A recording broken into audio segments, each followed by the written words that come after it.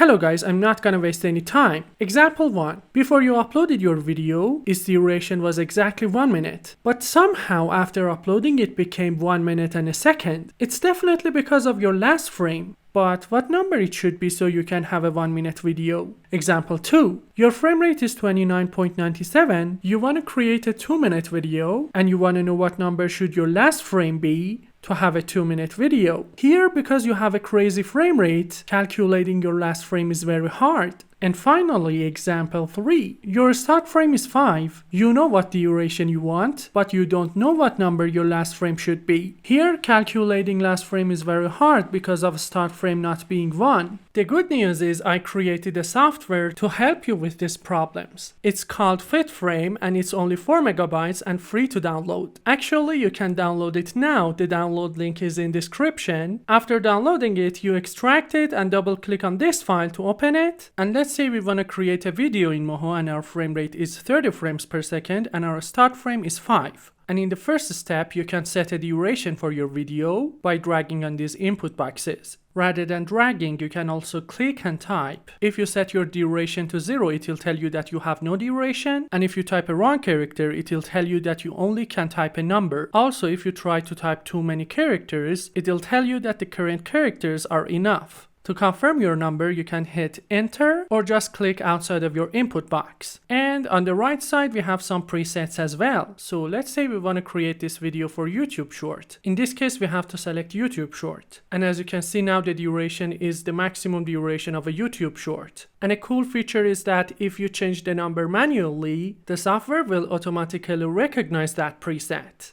In the next step, you have to set your frame rate. To do that, you can either drag on the input box, click and type, or choose a preset. In this case, I'm going to choose 30. And in the next step, we have to set our start frame. In Moho by default, it's 1. And in Adobe Premiere Pro and Adobe After Effects, it's 0. But since in this example, our start frame is 5, we have to drag or type it manually. And finally, here you can see the frame number of your last frame. And here you can see the SMPTE timecode of it. And here we have some buttons to copy them. So you can use this one for Moho. You just copy it and paste it here. You just have to hit Ctrl V. And you can use this one for Adobe Premiere Pro and Adobe After Effects. First you click on here, then you hit Ctrl V, and then you hit enter.